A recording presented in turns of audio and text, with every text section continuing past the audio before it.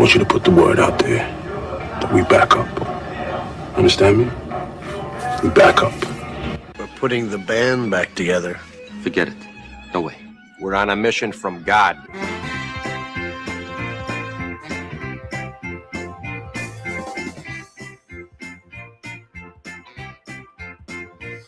Welcome in, everybody, as we transition into the Steve Czaban Show. But no Zabe today. Hopefully you don't mind. Tim Allen in for Zabe, and it'll be Aaron Morse, the mainstay throughout the 6 to 9 a.m. window here. We were going to talk Brewers baseball, and as a matter of fact, we are going to talk Brewers baseball with from Brewer fanatic Jack Stern in about 20 minutes from right now. Ms. Zarowski, it's a Ms. Monday. That is good. An unexpected Ms. Monday. Unexpected. They kind of rearranged things a little bit, and Ms. probably said, guys, I'm ready to go. Let's go. And he's going to get game one against the New York Mets tonight against Freddie Peralta. And Freddie Peralta, maybe back in a Brewers uniform. How would you feel about that? I don't like it. You don't? I don't like it. Mostly because Freddie Peralta isn't that good. No, he's a 4.5, basically 4.5 ERA. I'm just raw numbers here. 4.5 ERA and a 1.4 WHIP. Yeah, we were talking about 1.4 whips last night and how it's not very good. A little better for a starter than a reliever, I guess. But yeah, I feel like the Brewers would acquire Freddie Peralta not because they are looking for that big upgrade, but more because they think it could be some sort of upgrade and they're familiar with him. So it's super easy to just acquire him and there's no big deal. Instead of just going out and getting one of the better arms that they could get with the farm system they have. Throwing to William Contreras again, I would expect the numbers to improve. No knock on who's catching or calling in New York, but I would assume and rejuvenized Freddie Peralta, maybe gets on that run. I mean, last year he was a 17-game winner with a 2.7 earned run average. Always takes the ball, hardly ever hurt, if at all. I don't know. And it would come inexpensive, I think. I would imagine it would be a lot less expensive than it would be earlier in the season. So we'll see. We'll talk to Jack Stern about that coming up in a little bit. Wanted to get into this technology, which has impacted, I think, our lives, period. I mean, think about how technology has grown in just the last 25 years. If you think about, your smartphones, incredible. Now, for someone that's 25, 21, 27, maybe even close to 30, that's all you know. You know, yep. A smartphone, you grab a video, you can take a picture, you can FaceTime call, all sorts of things. Do your banking, do your shopping. I mean, there's sometimes I'll order something in the morning and it's here in the afternoon. I mean, grocery shopping to anything on the planet, you can grab a hold through your phone. So technology, just amazing. The amount of, on command stuff, your home speaker, just play a song. Really? I mean, years ago it was you got to flip through albums, drop it down, put the needle on it, the whole deal. Then cassettes, those are cool. Then CDs, really? You just pop it in, close the drawer, and off you go. And now it's just tell it to. So you get the point. Technology is just amazing. And think about the next 25 years. What's going to happen? Sky's the limit. Yeah. I mean, who knows? Now you guys will enjoy that. I'll be long gone in 25 years, but it's just incredible. So how does that impact sports? Now we're seeing it. Our first taste of it was what? Technology in sports. It was instant replay. Yeah, replay. Yep. That was our first taste of it, And I thought at the initial onset, let's say baseball, for example, yeah, I mean, they can get the call right. That's kind of cool. Let's not go crazy with this stuff where you're replaying every play. But I think they put a governor on that, and they say, well, we're going to get this right. Well, guess what? Did it get things right? Nope. Does it get things right? Yes. Did it get all the things right? It hasn't. Because we're still arguing about a call that was on replay. I thought it was to get it right. We're still in question on a lot of calls, even after replay. Wasn't it supposed to correct that? I think baseball is horrendous when it comes to replay. I think other sports are pretty good at replay. Baseball, for whatever reason, it must be the way that they are told to operate. But it's awful. I mean, it's been awful. I'll maybe do this, but if you go to my Twitter account and you just looked up, my post with like MLB replay on it, I bet you I have 30 plus tweets about how ML replay is awful and how they never get the call right. They never get the call right. We're still debating if the guy was safe or out. We're still debating that, even after replay. And what's worse is I think it's backwards. This whole stand, confirmed, overturned, sounds good, doesn't it? On the surface, it sounds really kind of cool and slick, and you know what you're doing. It's backwards to me. Hold on a second here. You're going to tell me in a nanosecond the home plate umpire has to make this call.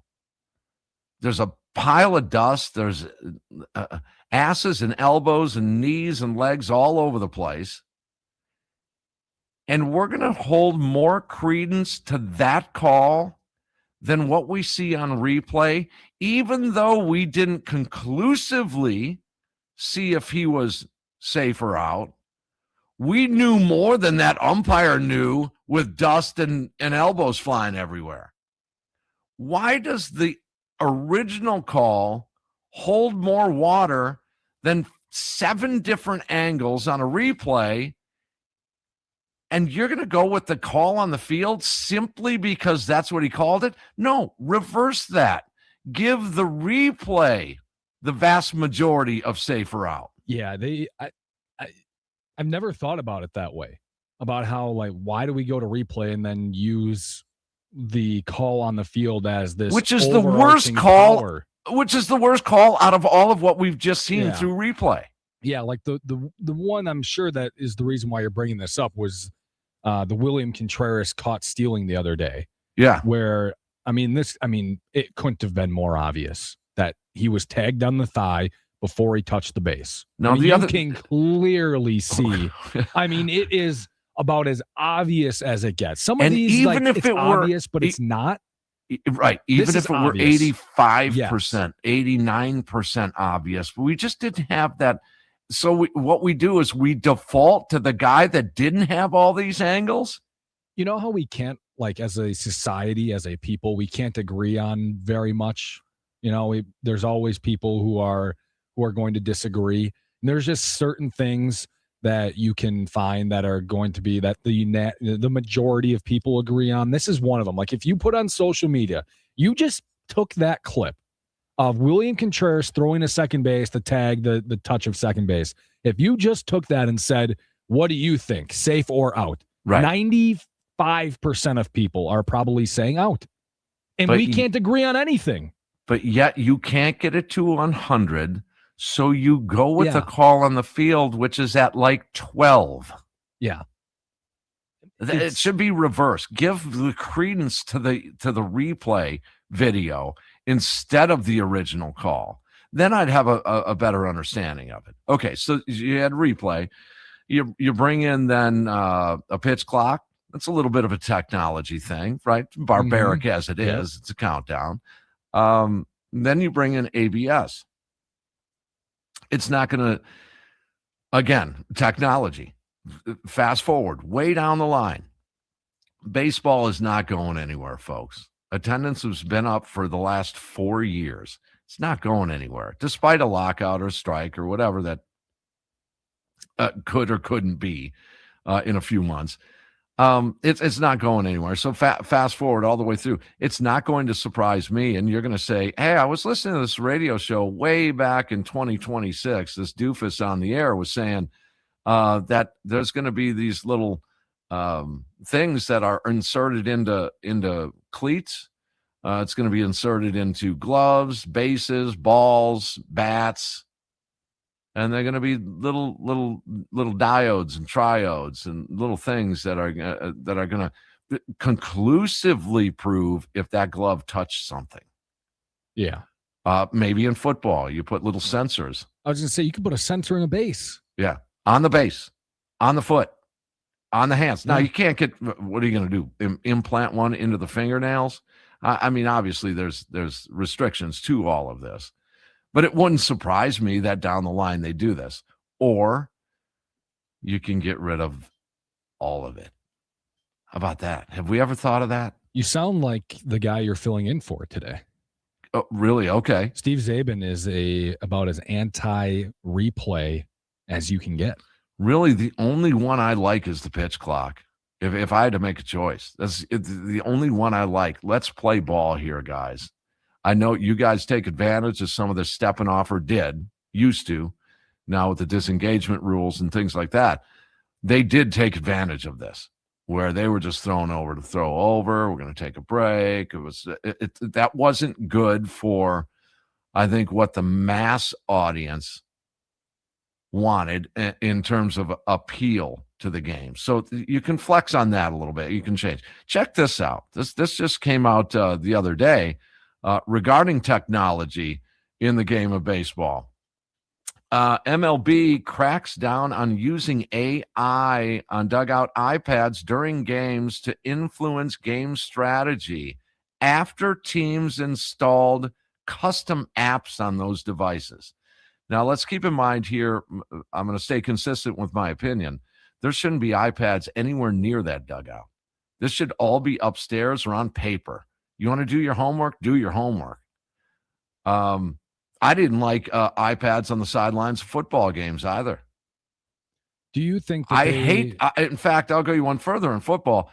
I think it's ridiculous you got a speaker into these helmets. Come on. You need your butt wiped like that, guys? You can't play football upstairs here? That's part of the game. Anyway, go ahead. I was just wondering if you think they should be able to go down like to the clubhouse and look at something. You want to run up there? Problem just with the fine. You want to run up there and look at video? Yeah.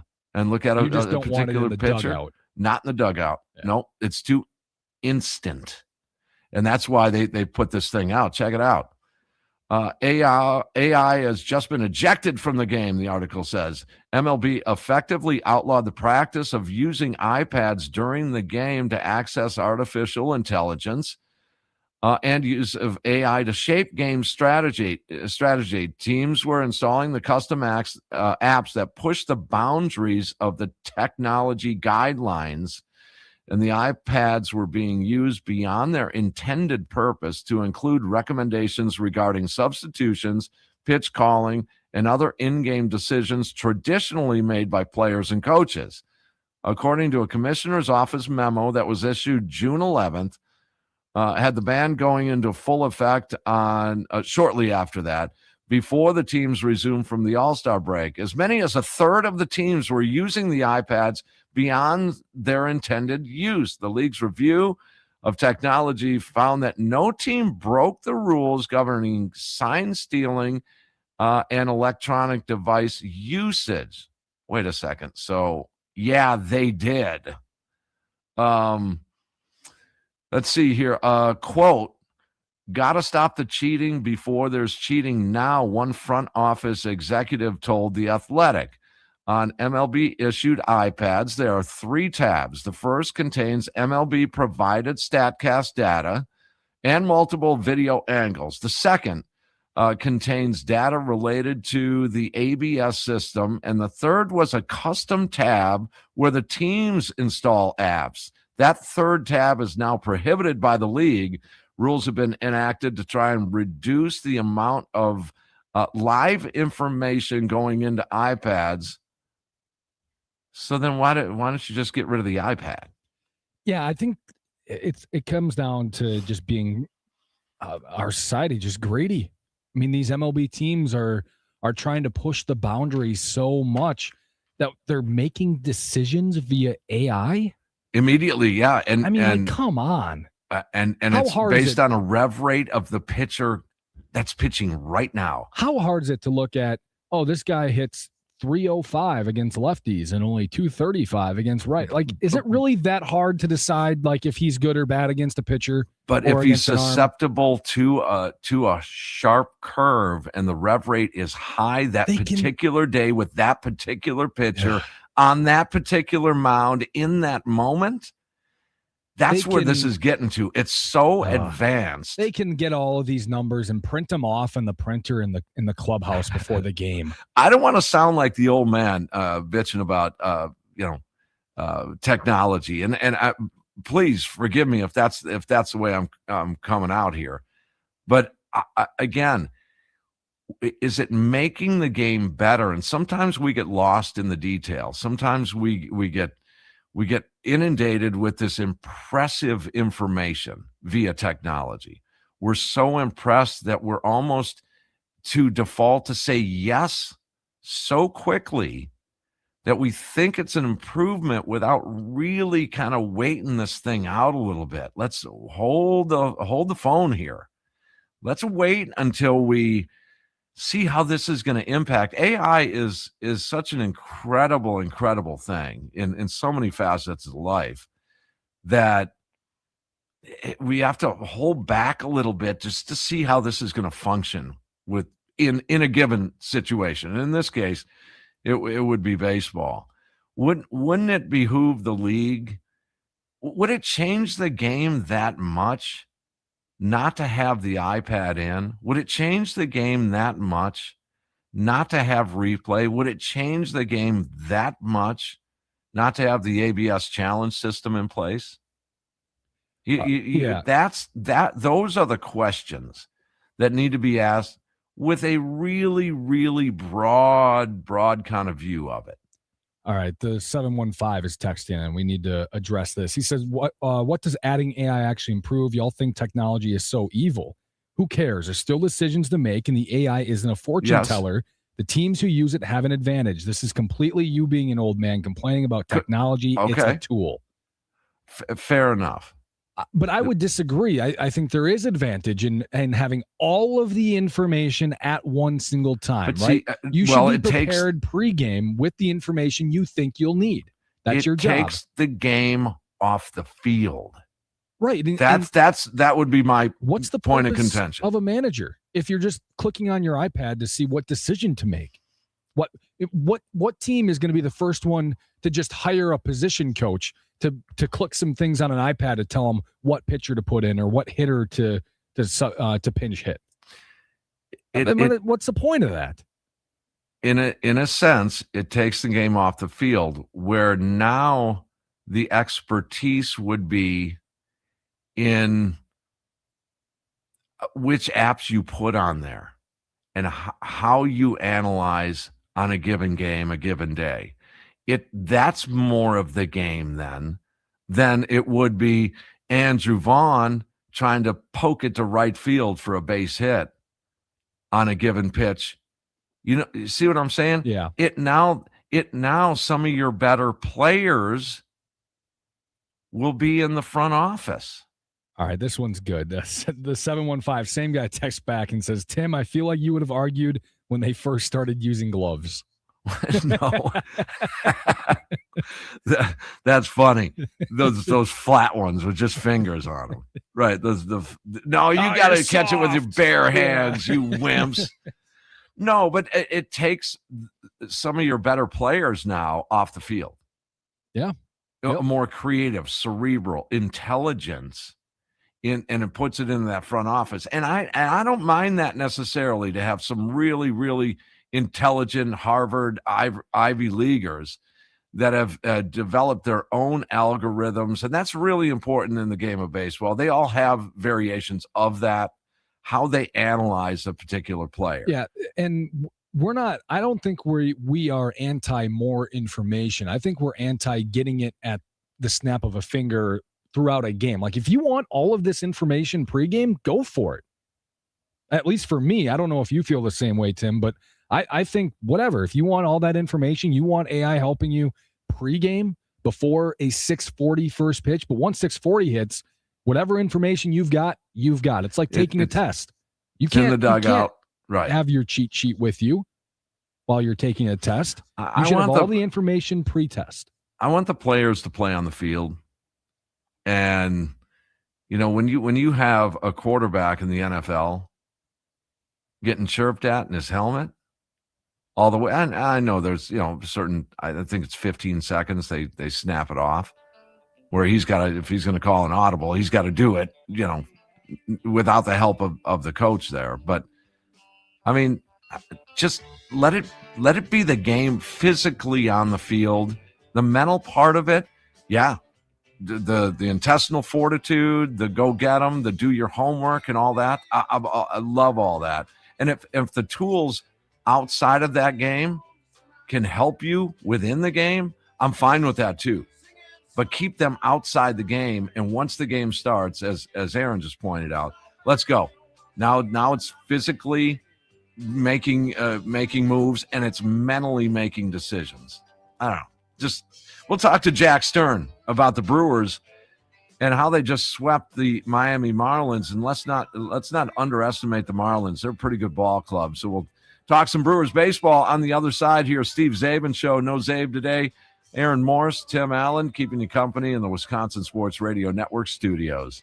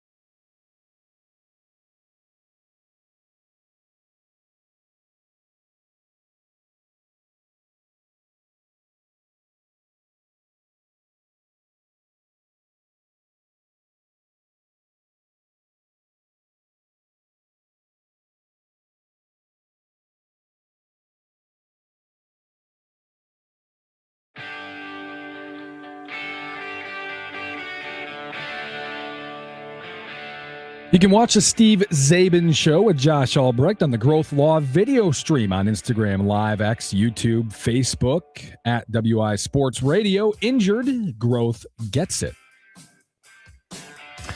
Wanted to run this by you guys before we get to Jack Stern from Brewer Fanatic. Day one of the season from ESPN on The Crew, in which they ranked the Brewers 11th, projected record 83-79. Says the thing we will be talking about most this season will be Jacob Mizorowski's sophomore season. He was a captivating story during the Brewers' 97-win campaign with his electric stuff and unassuming demeanor. He was dominating at times with a fastball that averaged 99.3, and he allowed just 2 earned runs over 12 postseason innings, but he encountered inconsistencies in the second half and finished the regular season with a .436 earned run average in 66 innings. Now he's not just an addition to the starting rotation. He's crucial to their success after the Brewers traded their number one, Freddie Peralta, to the Mets. Then it says this, check it out. Most likely award winner, Pat Murphy, NL Manager of the Year. Yeah, this is boring because Murphy's won it the past 2 years, but the Brewers line up almost exactly like they have been the past 2 years. All right, so that was outside of ranking them 11th. A couple of more here from the national perspective at the start of the season. The Ringer, the Brewers keep overperforming expectations, and no one, including projection systems, can figure out how. That is why GM Matt Arnold has won back-to-back Executive of the Year awards, and it's why Milwaukee won more games than any other team in baseball. And why it would be foolish to overlook the Crew in 2026. They have 2 elite arms in the bullpen, and Abner Uribe and Trevor McGill, to lock down close games. And they have a deep lineup of good but not elite players. How about this from The Athletic? The Brewers won the most games of any other team in the league last year, had the best minor league system in the sport, led by Jesus Madej. Their lineup is one of the most athletic in the game, and it includes 6 hitters coming off double-digit stolen bases seasons and 6 coming off double-digit home run seasons. How about this from CBS? Mizorowski was wobbly down the stretch last year, which is something that will happen from time to time, given his mechanics and less than stellar control. The Brewers are as good as any team in baseball in getting the most out of their pitchers, even if that includes moving them into a lesser role. Mizorowski will again be a huge part of the Brewers in 2026, but he'll find himself in long relief appearances toward the end of the year with more bullpen outings than starts, it says. Another from The Athletic. Everyone knows Miz throws super hard and that he lacks command. Last year, the mid-90s slider was the key to unlocking his best starts. Not only could he command that pitch the best, but it also kept him in the right form of mechanics. He spent the offseason working on his core to reinforce good habits. From ESPN again, Jackson Chourio has flashed his potential after his first 2 seasons in the bigs, but he failed to show improvement at the plate during his sophomore season. Will he have a breakout season in 2026? Let's go with yes, it says. They predict 290, 30 homers on the season, and an all-star appearance. Oops. Chourio is an MVP sleeper case. CBS Sports, again, the Brewers will be the runner-up in the Central to the Cubs from Fox Sports. Every year we doubt them, and every year they prove us wrong. But they can't keep getting away with this, right? I expect their pitching will be good enough to make the playoffs, the writer says, but only as a wild card. And finally, MLB.com, I'll just say this, one of the writers predicted Pittsburgh to win the division. Okay, let's bring in on the guest hotline powered by Gruber Law. One call, that's all. Jack Stern, Brewer Fanatic. Going back to the beginning of this campaign, a lot of doubts, Jack. I appreciate the time. A lot of doubts with the Brewers coming into the season. I think we're getting used to this, aren't we? I think everybody's pretty used to it at this point. Even when you talk to players and Pat Murphy and just people around the team going into the year, I think they've kind of embraced it a little bit, just knowing that the expectations that are set nationally for them are not going to be super high. And I think they get a little bit of a kick out of beating that at this point. It's just kind of the way the cycle seems to work. Jack, I made a comment in last segment about you to me are the oldest young dude in that press box. And I appreciate that. Thank no, you. that's it. No, trust me, it's a compliment, man. I love your work. I love the delivery and demeanor too. So you got Freddie Peralta going against Miz tonight. Game 1 of this 3-game series. How legit is it in your mind that Freddie may return to a Brewers uniform? I mean, never say never, right? The Brewers are probably going to continue to be in the market for starting pitching as the deadline approaches, just looking at some of the injuries that they've dealt with and some of the innings limits that some of these younger pitchers are approaching. They also do tend to like leaning toward the side of the market of buying on some guys who are maybe underperforming a little bit. We saw them trade for Aaron Savali, Frankie Montas a couple of years ago. They brought in Lance McCullers from Houston. He's pitching out of the bullpen for now and probably wasn't the top get in that Astros deal for him, but still a struggling veteran guy that they think they can get a little bit more out of. Freddie's kind of having a similar season where I don't think his stuff has necessarily taken a step back. I don't even think his command has really taken a step back either. I think there's just some sequencing stuff going on. I think that he's pitching in front of a Mets defense that is probably not giving him as much help as he got last year from the Brewers. So I don't know if I would say it's going to happen because I think there's going to be a pretty large market for Freddie Peralta's services because I think a lot of other teams are going to be seeing the same thing and maybe they're willing to give up a little more than the Brewers would, but it would not shock me if they're involved in that market. All right, so the trade deadline is coming up. I know a lot of Brewer fans are saying, can we not talk about the trade deadline anymore? And here I'm thinking in my head, oh, no. This is just starting now. I mean, now it's a legitimate 2-week, less than 2 weeks now to the deadline. What is it, August 3rd? I think it's August 3rd this year. I know it fluctuates a little bit by the day, but I mean, we're down the stretch here, in my opinion. How much movement is there overall going to be? Because I see a lot of teams still in it and still undecided whether they're going to sell or buy. Yeah, that's kind of the tricky thing now with the way that they expanded the playoffs a couple of years ago, right? There's more teams that are just always believing that they have a shot to sneak in. So you have fewer true sellers than you used to. And the way that these trades work nowadays, it's just a different game. I think you see a lot more of teams trading big league players with one another to try to maybe trade from a position of strength or a position where you have a lot of depth and try to boost a position where maybe you don't have a whole lot of depth. And we've seen the Brewers do a little bit of that before. So I think that's kind of part of how this tends to work now. Just kind of looking at the teams that the Brewers might match up well with, it is a pretty short list, especially in the American League, because the AL is kind of a wild west right now where nobody's really playing well. So that means just about everybody is still in the mix. So I think that means that you see more action closer to the deadline when teams have maybe figured out a little bit more where they stand, because that can change in a couple of weeks, especially at this time of the year and with how close everything is in the standings. But yeah, it's not the same as it used to be. It's just a little more convoluted. You got to get a little more unique with some of the trades you make. And fortunately, the Brewers kind of know how to get unique with certain deals. But yeah, it's definitely different. I think it cuts down the number of straight sellers and obvious fits and obvious trade targets. I think you see more surprise trades nowadays. Hey, Jack, when we were talking about the trade deadline and comparing it to last year in terms of what happened at the end of the season, the Brewers were the best team in baseball record-wise. Then they go into the NLCS. They get swept by the Dodgers. We know how that went. So if you're looking at it again this year, one of the best teams in baseball record-wise, they could end up passing the Dodgers by the end of the season. They're right there with them. How can the Brewers and their front office justify maybe minimal deals at this deadline, considering what happened last year and how similar it is to this year so far?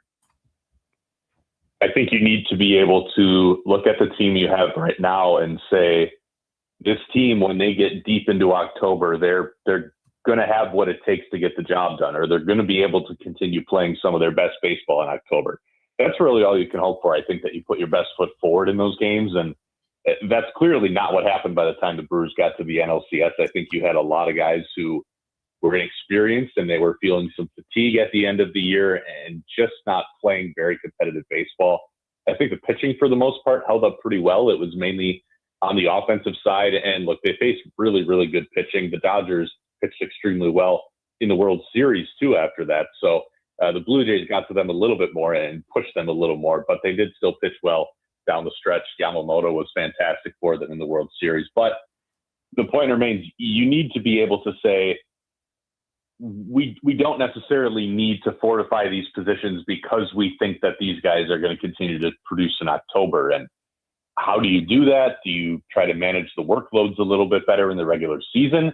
I know that Pat Murphy has a tendency to kind of push his relievers, and if he has position players who want to play every day, he's not really going to stop them, and he's going to, for the most part, let them do that. And I think you did see that come back to bite the Brewers a little bit in the playoffs, but I think you also can't necessarily use that as just an excuse to trade for some veterans who maybe aren't going to necessarily be productive. Because when the Brewers have gotten into the playoffs, we've seen that too, where some of their guys who in theory should be their more experienced guys, their veteran guys, Christian Yelich, William Contreras, Rhys Hoskins a couple of years ago, Willie Adames, those guys didn't really play well in the playoffs when they got to October. So I don't think you can necessarily look at that and just be like, well, they need this veteran guy or they need this experienced guy, because that's not necessarily a guarantee that you're going to perform well either.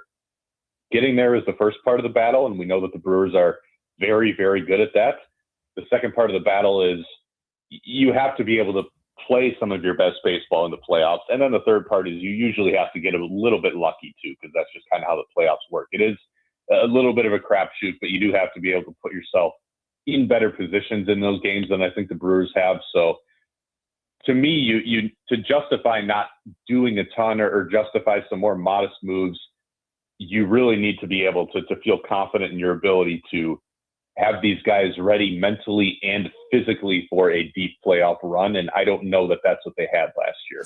Yeah, and I would say if you replayed that NLCS right now, ain't no way Contreras goes 1 for 13 or 2 for 12, and Terang 1 for 13, and the numbers were quite disturbing. I think they learned from that. Jack Stern, Brewer fanatic, you got a lot to choose from here. What are some of the more impressive parts of this season so far? And maybe on the surprising side, I'll give you a couple of examples. Kyle Harrison, just outstanding.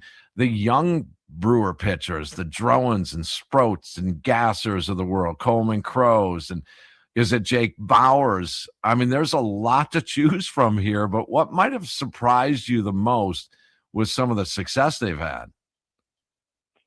Honestly, I think the player that's actually surprised me the most is Garrett Mitchell. I think if you look at guys like Terang and Bowers and Kyle Harrison and Mizorowski, Shane Drowan, those are all guys that, if you're paying attention in spring training, I think you could see the signs, or even like for Jake Bowers, like back to his September last year, you could see the signs that those are guys who had made some changes and they were about to figure some things out.